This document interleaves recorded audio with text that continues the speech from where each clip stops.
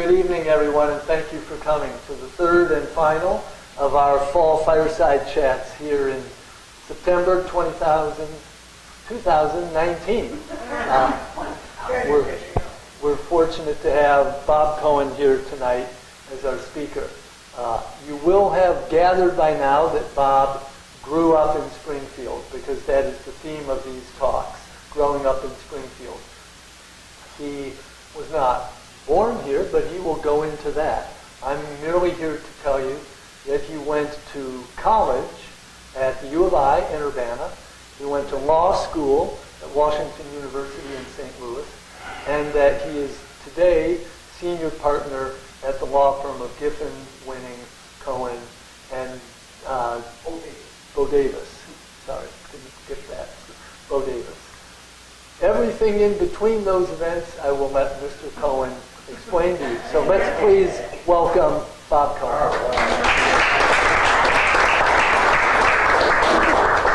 Thank you, one and all.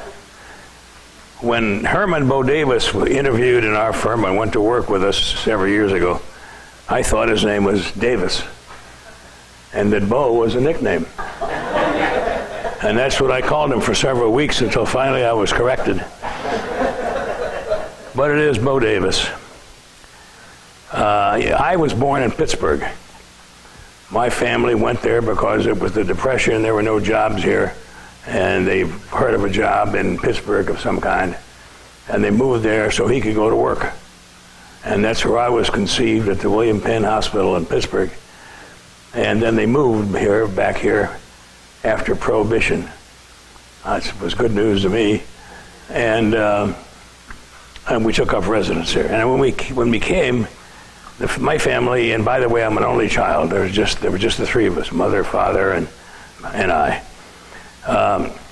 And we lived in an apartment on South 7th Street. The house is still there. I think when I last looked at it, it was a lawyer's office. I don't know who it is right now. No, on the other side of the street. If it had been where Potter was, I would be in the mortuary. That was a former funeral home.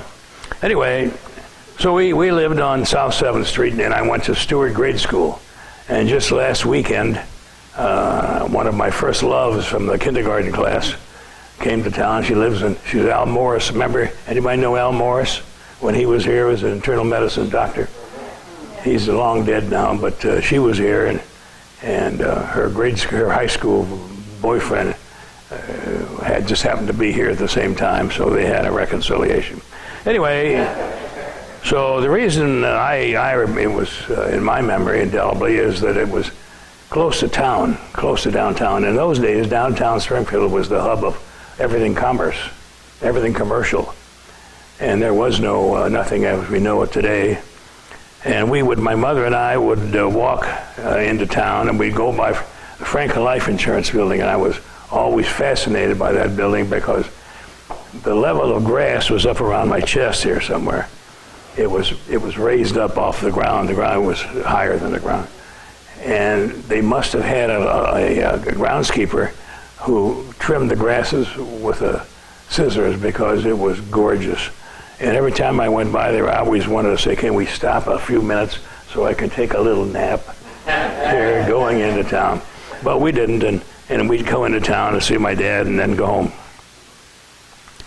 In the late 1930s, we moved to Dial Court, a block west of MacArthur, between Laurel and Leland. It was because of the proximity of Butler Grade School, because it was there and so close, and the house was for sale, and they bought it so the baby, as they said, could go to Butler Grade School and walk there and so on. A lot of it was a Catholic neighborhood where we were because people went to Blessed Sacrament School, same as I went to Butler. And I lived in between the manager, not the owner, I don't believe, of the Sangamon Dairy and the Reich Brewery. A Reich and a Franz, and they were on each side of me. During the war years, that's where I was. You would find me there looking at maps and fantasizing and so on.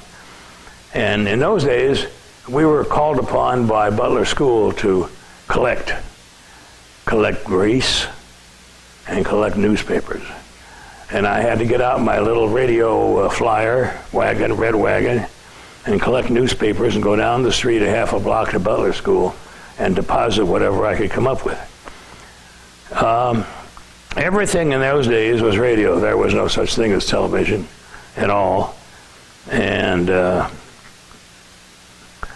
we would listen to the highlight of the early evening in those days during the week were two commentators. One was named Gabriel Heater, and Gabriel Heater would come on the radio and he'd say, "Oh, there's good news tonight." Or conversely, "Oh, there's bad news tonight." And also a fellow named H.V. Kaltenborn, who had a heavy accent, but nevertheless he was I think a writer for one of the New York newspapers, and he gave us the war news, who was winning and who's doing what, and everybody listened, gathered around the radio to listen to those guys. After school, after Butler grade school, I always scurried home because I wanted to hear the stories on radio for kids, just like me. And I'd come back and I'd want to listen to the story of Jack Armstrong, the all-American boy. And I figure if he can do that, I can do that. There was also something called I Love a Mystery. Jack, Doc, and Reggie, three guys. And they had every day, I guess, they had a mystery stories that they capsuled and made a long story into a short one. There was a Lux radio show at night, and they took playlets and movies that everybody knew and condensed them to an hour and put on a radio show. I remember one of the sponsors, maybe Wheaties sponsored Jack Armstrong, said you can win a decoder, your own automatic decoder, and if you ever get a message coming from Germany beamed my way, you can take out your decoder and you can figure out who it was and you can report it to the FBI. I did that on several occasions. Also, there was something called the Shadow. Maybe you remember Shadow. Who knows what evil lurks in the hearts of men? The Shadow knows. And of course, if he knew, I knew. And Superman, and then there was always some mysteries, and I loved those and listened often. The Butler School playground was a mecca in the summertime. I used to go there and play marbles with the young kids, and horseshoes. I learned how to shoot horseshoes there, how to play horseshoes, and I was so good that I learned it so well that when I got to college at University of Illinois, my college roommate and I entered the intramural horseshoe contest. And I learned really well at Butler School. I learned so well that we lost in the first round. But that's the way it was. We played baseball on the ground, softball I should say, on the grounds of Butler School. And the field was fixed so that the far south end was the batter's box. And you would hit a ball due north. And I remember we were playing Lawrence Grade School in a game. And I tell you this with emphasis because it was the highlight of my life. Somebody from Lawrence pitched the ball near me somewhere I was batting, and I made contact and I hit the ball on the far north end of Laurel Street, and my father had just driven up, and the ball landed right at his feet. And for years he thought I did it intentionally, that I saw him. I don't even know that I hit the ball intentionally, but I was there and I did it. And I remember that still to this day.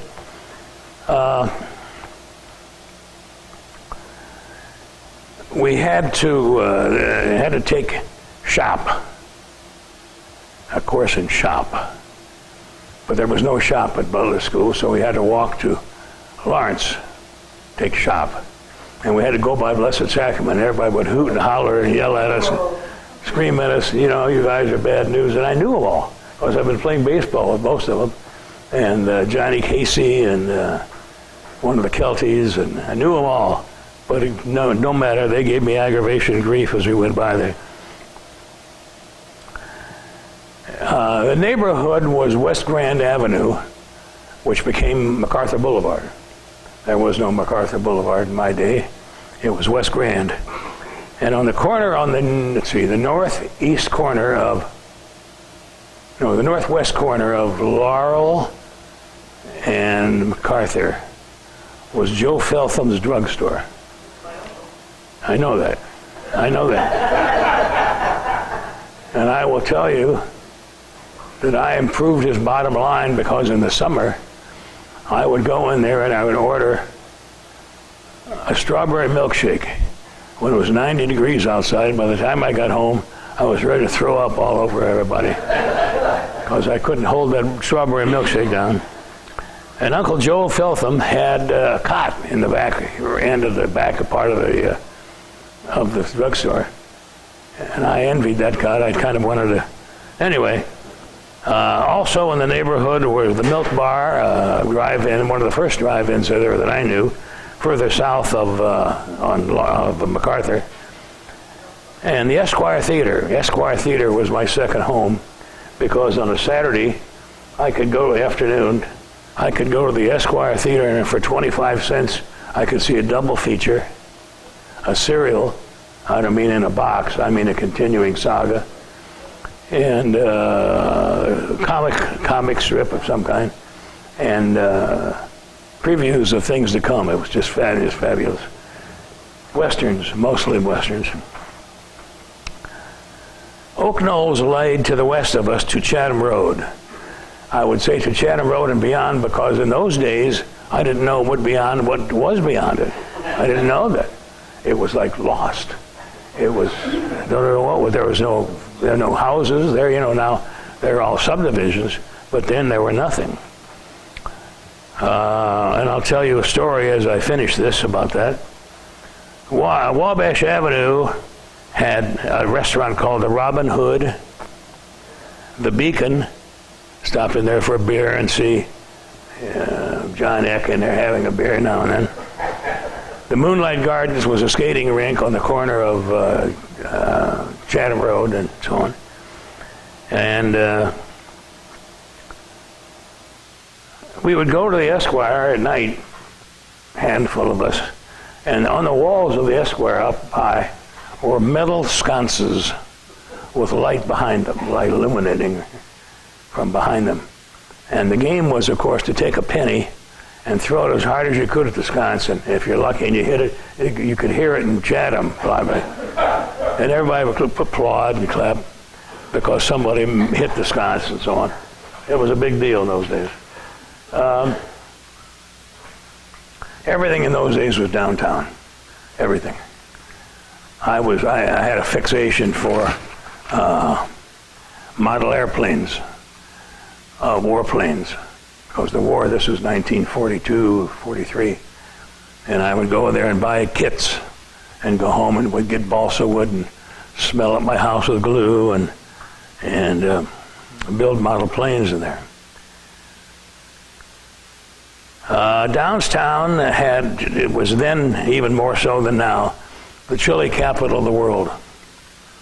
All kinds of chili parlors. Every bar had bar chili. And some was edible and some otherwise.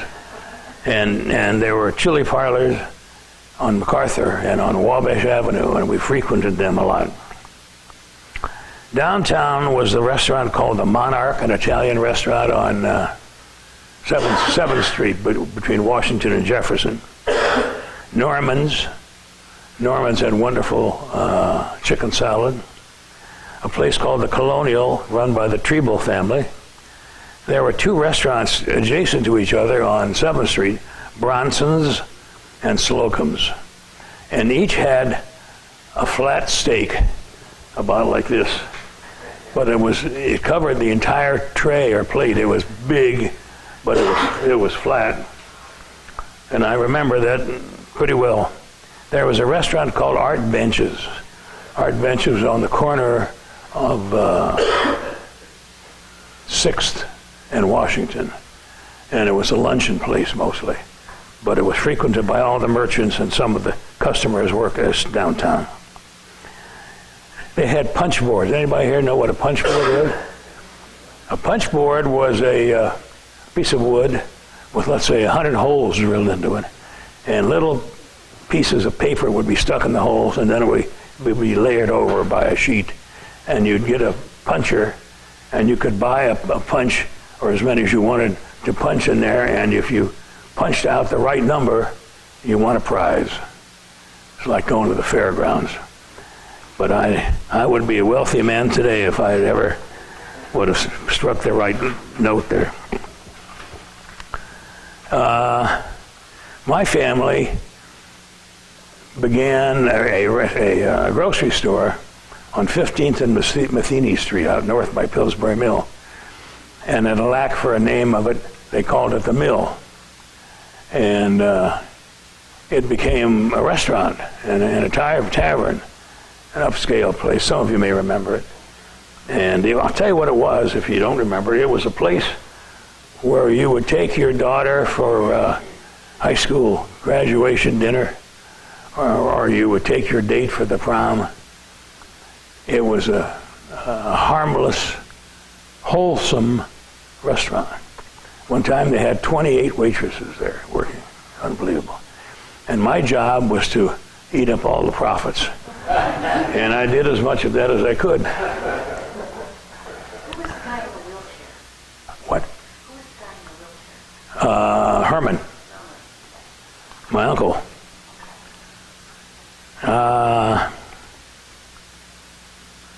Strong's Cafeteria. You walked up and got your thing and walked upstairs and ate it. It was near the Senate Theater on Monroe Street. On Monroe.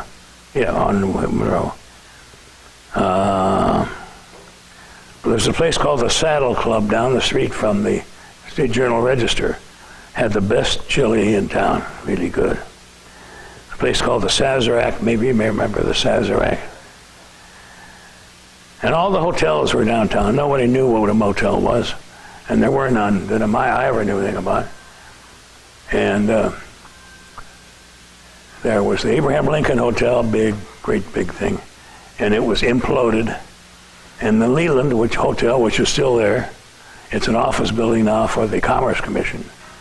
And the Empire Hotel, which became another name, I forgot, what is the name of it? The Empire became what hotel? Doc Adams ran it. Okay. What? No, St. Nick was the St. Nick. Whatever.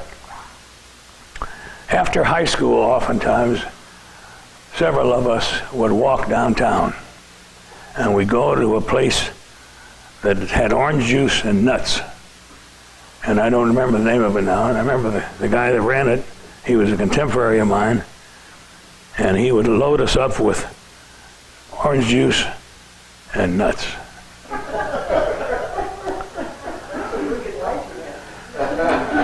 The local merchants downtown were mine. Another uncle had a store, Greenberg's, Springfield Dry Goods, Broadwell's Drugstore, which is an architect's office now, Fishman's, and I'll tell you a story about Fishman's in a little while, Samuel's, the G&E Furniture Store, Stern's Furniture Store, Kaiserman's Furniture Store, Schlitt Hardware, where I bought many of them, whatever model planes I did not buy from Uncle Joe Feltham, I bought from Schlitt Hardware.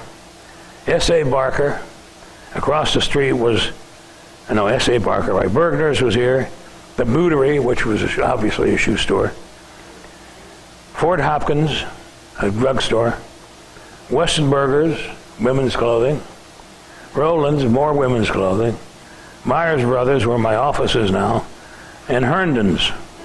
There might have been others, but I frankly don't remember them.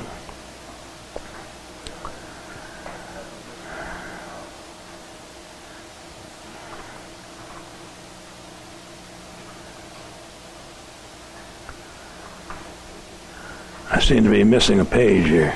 Anyway, in those days, you would leave home after breakfast, And as long as you were told what time dinner would be served, as long as you were back for dinner, that was okay. They didn't ask where you're going, maybe you didn't know. Probably started off at Butler School. My good friend Beaver Schwartz, who some of you may know, died about 2 years ago. Beaver Schwartz loved baseball. And he lived out in the southeast part of the city. And a railroad train, passed by his house, headed downtown and headed back. And every morning he would grab his glove, his baseball glove, and he'd jump on the train when it went by, it was moving, and he rode it all the way down to Lincoln Park. He would dismount and he'd play baseball all day, and when it became 5:30, he got back on the train and headed south and hoped to be able to jump off the train to be able to go home and have dinner. That's what he did. That was his ritual.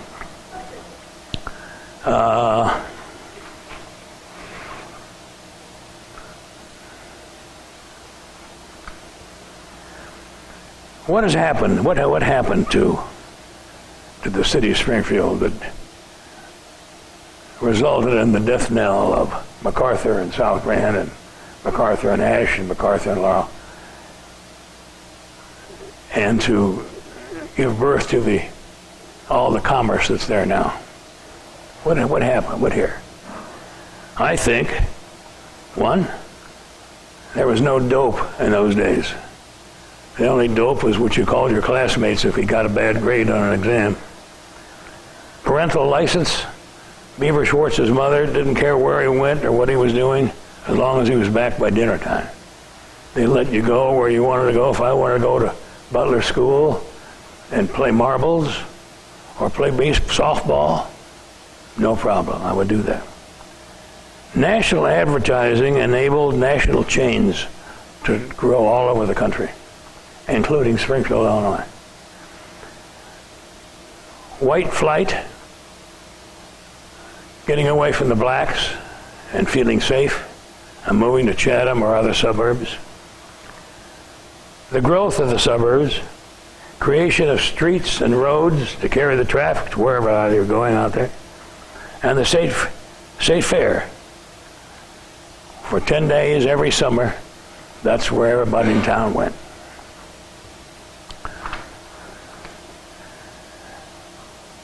The state fair, as some of you may remember if you were going to the fair when you were young, had a midway. And they had freak shows in the midway. And I remember with my buddy Jimmy Seidler, who I went with every day, didn't take the train there though, we would go to see the freak show because it featured the tattooed lady and other like uses. Well, today you'd have to go walk outside and you see your own freak show. So all the tattoos have multiplied in great amounts. The grandstand shows at the fair. I was thinking last night, I remember Bob Hope came here at least twice. Louis Armstrong came here, played. And there are many more, and I really don't remember them now. And we would sit, the press sat on the track at the end of the grandstand, right across the track from the stage. And there was no need for press to be there at night. So we would sit in the press box and we would call up our friends on the press telephone and we would let them listen to Louis Armstrong playing a couple of songs. I was young then, I didn't know any better. The races there, big car races. I remember taking my son Steve to the infield one day and introduced him to A.J. Foyt and Tony Bettenhausen. They were big names in car racing at those times. And I remember Tony Bettenhausen was racing and he was on the far side of the track one Saturday. And he collided. And the ambulances came out and the announcer, Bob Goldman, said, well, he's dead. and they're going to take him one more turn around the track, one more time around the track in the ambulance. And when the ambulance got on the far side of the track, away from the stage, somebody called in and said, "My God, he's still alive."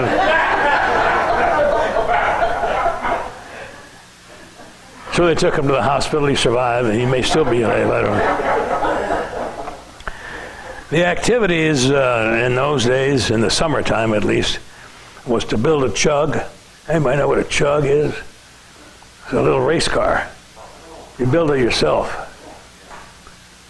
And you race to the Kentucky, what do you call it? The soapbox, absolutely. Every year I built a chug, and I lost every year. Sports were played in the streets. You could play, you could throw up a ball and then pose for with your bat and hit it right down dial court, straight as an arrow, and it would never go in somebody's window. Although there was a time one night we played kick the can in the summertime at night, and there were 4 or 5 of us, and somebody would kick the can, and then they'd run, and people would try and hide, and then you'd have to chase them and so forth. And one day I kicked the can through the window of my neighbor across the street, and he was DeWitt Crowe, and he was a circuit court judge. Dick Hart will remember him. And his wife, Mrs. Crowe, grabbed me fondly by the ear, and she brought me into the house and made me sit down in her den. And in the den was a stand-up Victrola. And she played for me repeatedly 2-3 times over, "Onward, Christian Soldiers." True story. Yeah. And of course the fireworks at the fair and on the 4th of July. But sociology changed the commerce on out west in downtown. People moved out of downtown and people moved to the west, and are still doing it to this day. Let me tell you some anecdotes. They say always end on a high note and end something humorous.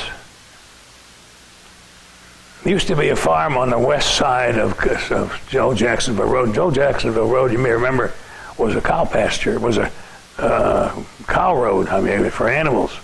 It was you could barely drive a car on it without smashing your car up.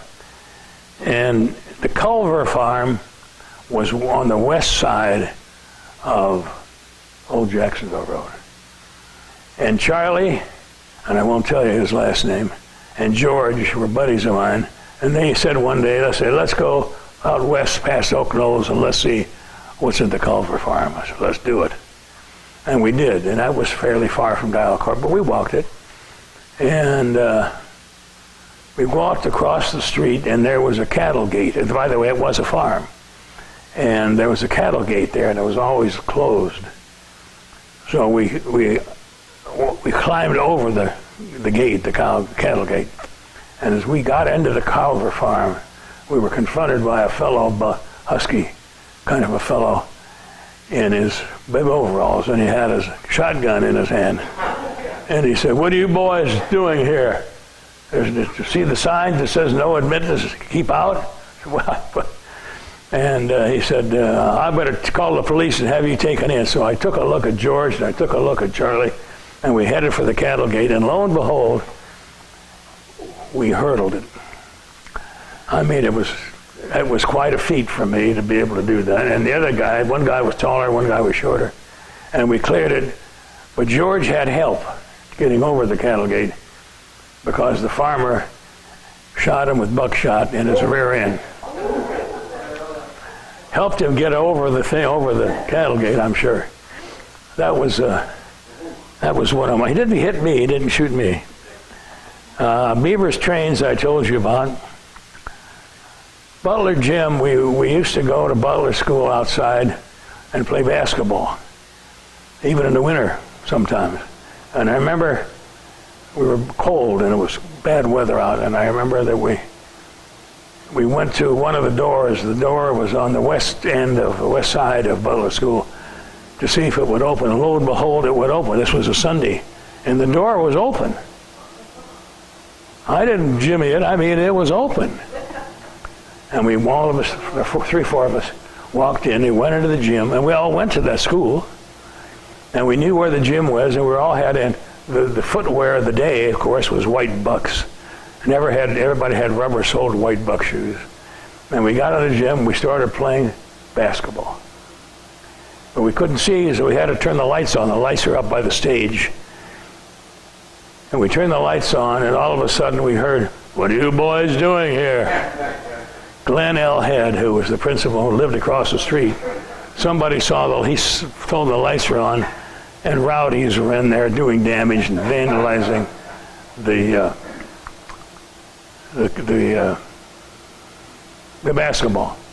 So he called the police, and they arrested us all, put us in cars, and took us down to the Sangamon County Jail on 7th and Jefferson, and put us in jail. 4 of us. And the next jail, the next cell, large cell, to us, were what was left over from a prostitution raid on a black house of prostitution the night before. So we, of course, wouldn't have anything to do with them, but they finally, anybody know the name Horace Height? And his orchestra? Horace Height that night was playing in a concert at the Armory. And we all had to get out of there so we could go hear Horace Height, because our parents had tickets for us. So we asked for an audience to be held, and we were released with the admonition to report back Monday morning at 9 o'clock to the office of Dr. Bone, who was the superintendent of schools. And we left, and those of us that had tickets went to the concert. I didn't have tickets because my parents were out of town in the sunshine, and I didn't go. I didn't have tickets, so that's fine. And I was staying at my aunt and uncle's, who ran the mill. And the following day, one of the fathers of one of the boys picked me up, and all 4 of us went in for our audience with Dr. Bone. And he accused us of all kinds of stuff, none of which was true. I mean, we didn't do any damage. We didn't even make marks on the floor because we had rubber soles on our white bucks. And he made all these accusations, and I said, "Well, Dr. Bone, those aren't true." And I started to refute them. And my buddy Jimmy's father, he says, "What do you think you are, a lawyer?" From that day forth, I'm telling you, that was it. That was my calling. And I attribute that night in jail to being a lawyer later on. How old were you then? 14? And what happened with Dr. No. I had to be 16 because I had a car. No, I didn't have a car. I had a car. I stole it from my father. Who'd you ask? So what happened with Dr. Bone? He let us go. There was no penalty. But I had to report back to the principal of Springfield High School, Daddy Wentz. Anybody remember Daddy Wentz? No. Daddy Wentz, sure, okay. Daddy Wentz, I was trying out for the class play at that time, and the name of the play was Our Hearts Were Young and Gay. It was a story of Cornelia Otis Skinner. If I'd have known the later day connotation of those words, I wouldn't have tried out for the part. But anyway, Daddy Wentz took us in, and he said, "You boys are bad news, and you did this and that, and I'm going to have to punish you. And from now on, I don't even remember what it was. It was nothing." And I said, "Well," he said, you there being me, "you can't be in the class play." I said, "That's okay with me. Go find some other guy with a week to go in the play and see if he can learn the part and all the rehearsals that we've had." He said, "Well, okay this time, but don't ever do it again." So,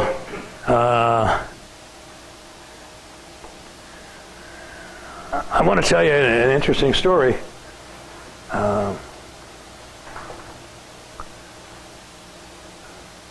Fishman's sporting goods store was downtown Springfield, down the street from the State Theater. And next door to the Fishman Brothers store was another store. Holy smoke. Was another store called I forgot the name of it now. It was the same, similar kind of a store.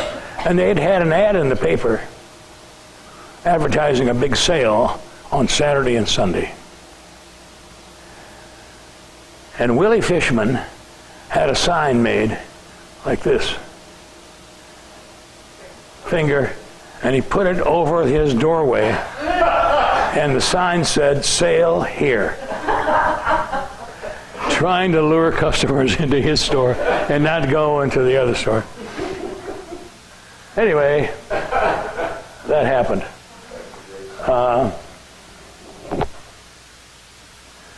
I think that's probably about it. I probably talked too long anyway, but... Well, yeah.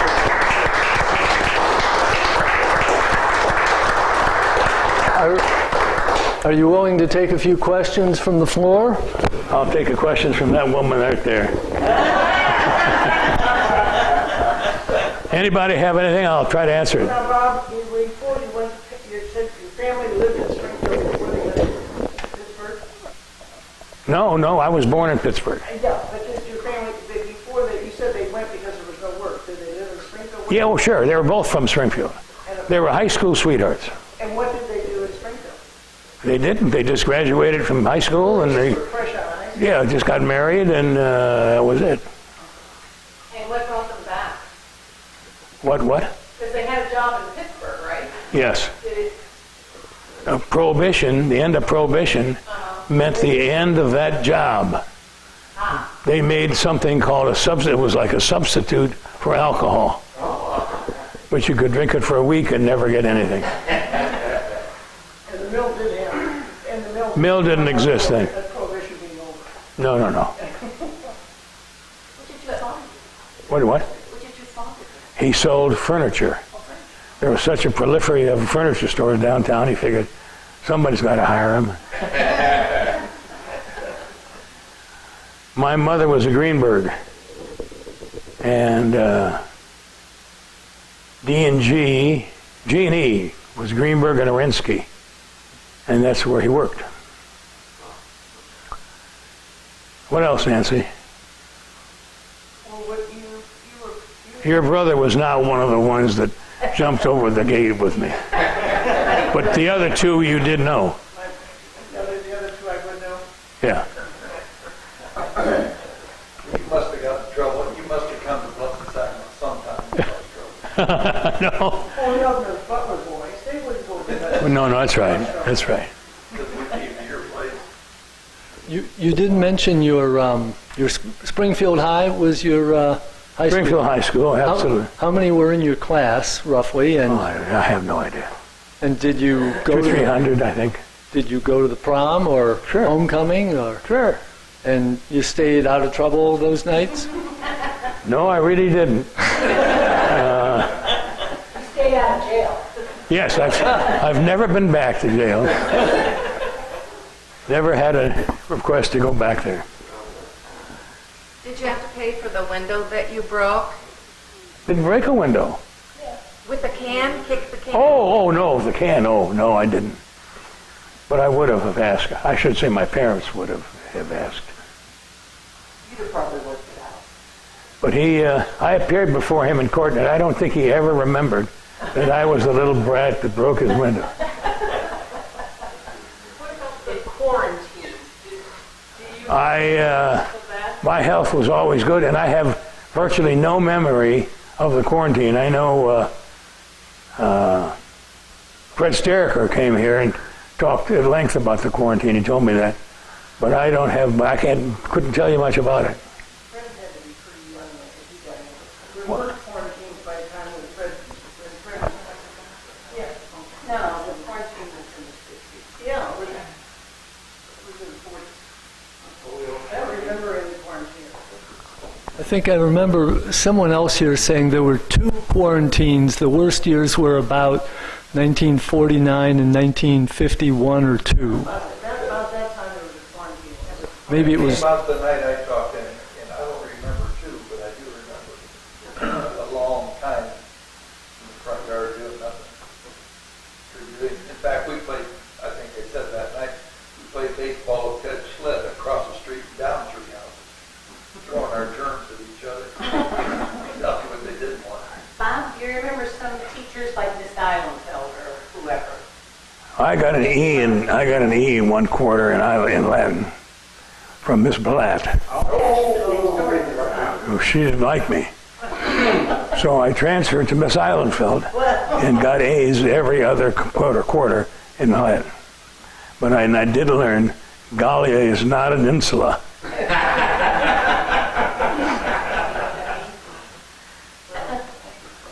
you remember calling the Blessed Sacrament kids cat lickers? I never would do that. They said we'd rather be cat lickers than butt lickers. That went back and forth all the time. We had a day off. We did vice versa. I've never heard that. Still calling it when we see our grandson. We stand by the front door.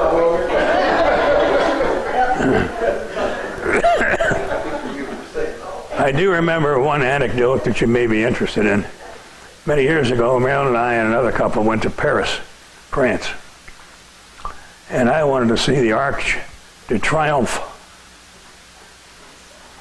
And there it was looming in front of us, big, tall. And there was another couple who we met there from Springfield. And I said, let's take the elevator up. And he said, there is no elevator. You have to climb 600,000 steps to get up to the top of the arch. And I said, gee, I don't think I want to do that. But I did, okay, so you lead on and we'll go. And we trudged up, and poor legs, up and down the steps, up the steps. And we looked out over the city and saw everything and satisfied ourselves. And I said, well, let's go. Let's get out of here, kick.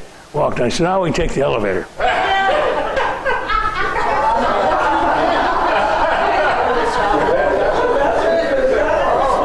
ran into you by chance. He's still not over there. I've tried to forget that numerous times, but I can't. Besides the sight of it, we're going to bring it back. That's right. I don't know how old I am. I'm 83. I went to Butler. But he's a lot older. Are you older than I am? He's a lot older. So during the war, were you at Butler? No, I was in the Army in Europe. I was in the war. I mean, I was aware of the war because I heard Gabriel Heater and H.V. Kaltenborn every night. And I'd read the newspapers. I could read. And I knew what was going on. Remember we took Greece to school? Yes, I took Greece in my radio flyer wagon, red. And collected newspapers. We didn't have Jim because the Jim magazine was full of papers. I didn't hear you. The whole Jim was full of newspapers. Yeah. Hundreds and hundreds of pounds of newspapers. What did they use the paper for? The newspaper. They sold it. They sold it somehow. They made it into something. It was a war or something, I don't know. We had those paper drives for lots of years. Made it into tanks. Yeah,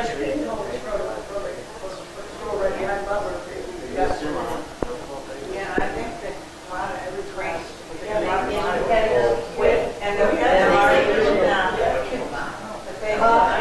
What they use the grease for? Who said that? Oh, what did they use the drink for? What they use the grease for? They made munitions out of it. To slide the bullets through the gun, I don't know, something like that. At least that's what they... So when you were growing up, what were the outermost, Old Jacksonville Road. all boundaries, northeast, south, west? Boundaries then. That was west. Okay, Wabash Avenue was on the south. okay.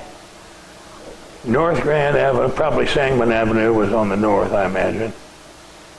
And on the east, I don't know. Was the police force integrated then? Were there African-American police officers? Ma'am, I have no idea. I really didn't. I didn't know white from black. I think 31st Street was the... Yeah, 31st Street. And Lynn Avenue, which is now Stevenson Drive. Did you ever go to the Jewish community part of your childhood? Indeed it was. Yeah. Can you talk about that a little? Was it bigger than it is now? Yes, or? substantially bigger. And the reason it was bigger because in those days there were numerous merchants, Jewish merchants in Springfield. You can't have a sale without a Jewish merchant. And what was I going to tell you? Was it the national chain? Yeah. Well, as I said, national advertising gave rise to national change because they sold the same ads and they had the same concepts everywhere. The buildings all looked alike. I don't know if you saw in today's online, subways are being sold now to somebody. But yes, there were much. I don't know what I'm going to tell you. The reason that the population shrunk was because the businesses ended and the people died and their sons all went to college and learned how to be doctors and lawyers and Indian chiefs, you know. And I was just a damn fool because I thought, and everybody in St. Louis in my law school class said, well, you're going to take the Missouri bar, are you not? I said, no, I'm not going to take the Missouri bar. And he said, well, aren't you going to come back here and practice law? I said, no, I'm going to go back to Springfield, Illinois and practice law. I said, why? I said, because my father and mother and my uncles, all my uncles, know everybody in town. They know everybody, and everybody knows them. And I would have a leg up, so I thought, at getting a law business. And that's why I came back here. Yes, ma'am. Was there as big a presence and a celebration of Lincoln and all things Lincoln then? No, as there is absolutely now? not, no. Well, it depends on where you were. Huh? I think it depends on whether you were into that or not into that. Well, it was nothing like today.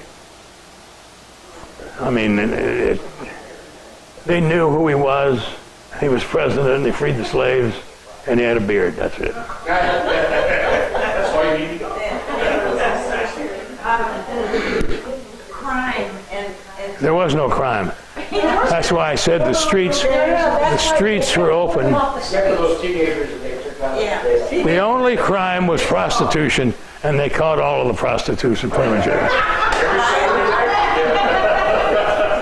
wasn't Stevie's Latin Village? Stevie's, I don't think when I was young, no, I don't think so. Oh, yeah. But I lived between two mafia members. To what? Two mafia. The monkey was in town. though. Frank Zito and... Frank. Yeah, I know that, but we... Yeah. And the supper club, wasn't that? Supper Club was I don't know if it was there then or not. Club? Yeah, those- I don't know. I was not old enough to go into bars in those days, and consequently, Let's go out of that room. I think there was crime. No, not There was no crime because the mafia guys wouldn't allow it. They were so busy arresting the 16-year-old. Where did you sit for the bar exam? Abbott Hall in Chicago. In Chicago?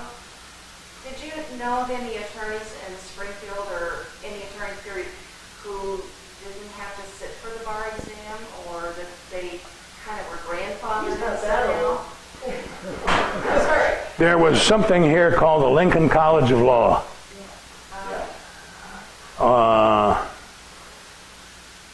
On Jefferson Street. Yeah. And some people went there to study law and got a degree and I guess took the bar, I don't know, I suppose, and hopefully passed it and became lawyers. Jasper Google. Yes, he was a... Remember Jasper? Oh, do I ever? He was the shortest lawyer I knew. Short. I can tell you this, that when Blessed Sacrament had fundraisers, had to support the school, Father Cassie would always say, I'll take Zito, you guys take the rest. He went down to see Zito, the Catholic priest, and got paramount. Well, I will tell you that a noted realtor in the city, who's now dead, had the listing on Zito's house after he passed away. And he called me one day, Cohen, I have the listing on Zito's house. Pick me up. We're going to go there inside. I've got a wall detector to see what's in the walls, and we're going to go check the walls out. We did, but found nothing. It's bomb-proof. What? Yeah, well, they were checking to see if there were any bombs in there. I mean, the house was bomb-proof, supposedly. I have no idea. I don't know. He lived on the corner of Wiggins and, but he lived there first. And then he built a bomb-proof house. He wouldn't even let his workers in. But he lived right down the street, like, 2 houses. Did you know him? Not really, no. Did you experience any prejudice? Was there prejudice? I grew up at a time, and I've told this to some of my contemporaries here, and I was, honest to God, I was never aware of any prejudice.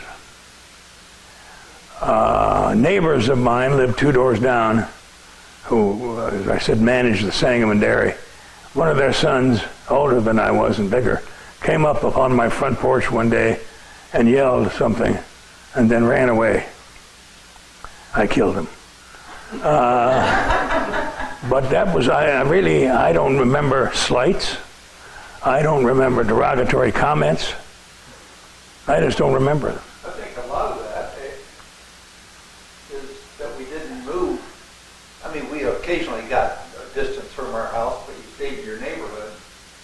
But he wasn't in a neighborhood of Jewish people, particularly. No. I was talking to Woodson last week, and I said, good thing you didn't come to my neighborhood. He says, good thing you didn't come to mine. We sort of stayed out of the We have a neighborhood. Was there no Jewish neighborhood or even a No. No, at Butler, I mean, there were, I don't know how many Jewish people were there when you were there, but there were a number of them when I was there. And nobody ever knew the difference. You were friends. Yeah, I don't remember anything. I've not repressed it. I just don't remember. And that means to me that there was nothing. Because if I'd have heard it, if I'd have heard something, I'd have done something about it. I wouldn't have just forgotten about it. Was there an active synagogue? 2. 2 then? Yeah. The one on was it 4th Street was. One on 4th, and there was one on Mason, 7th and Mason. Well, it's a doctor's office now or something. It became, what's his name's office? Doctor, I forgot his name now. And then it's part of St. John's Hospital now. What other questions? Did you ever play at Washington? All the time. I skipped over that incident, I forgot. I had the home run record on Sunset Hill. I would go to I lived in Washington Park. It's where the flower garden is. No, we didn't play there then, really. We played all over the park. It was, when I was a child, I'm going to say it wasn't until the late 40s that they started pulling everybody, and they had the ballparks up where the Carolina area is. Yeah, Sunset Hill. Until then, we played between Parker and Walnut. That wonderful. Then the garden ladies got in there and put all these flowers in, and we couldn't play there. I used to play tackle football there on Saturdays. And it was hot. And we would be thirsty. And we'd go usually to the south side of Williams Boulevard, pick out some house, go to its faucet, turn on the faucet, and slurp up lukewarm water. Nobody ever said a word. Nobody ever got hurt. You know where I spent much of my time? When this boulevard, I cut through all the houses, nobody ever complained about Yeah. it going down. You know where I spent a considerable amount of my time? In your house. Up on the third floor in Dogtown and Beartown and Tin Soldiers and Lincoln Logs with your brother. I mean, he was leading you astray, so one of you didn't have It's a wonder he wasn't there when they did end up in jail. What else, folks? Let's have one more question, and then we can stand up and talk to one another as well, okay? What kinds of events do you remember occurring at the armory? Basketball. All the teams played there. Oh, the ball. Dances after the. Yeah, that's right, yeah. And, what? Oh, yeah, we had. Circus? I don't remember that. Oh, yeah.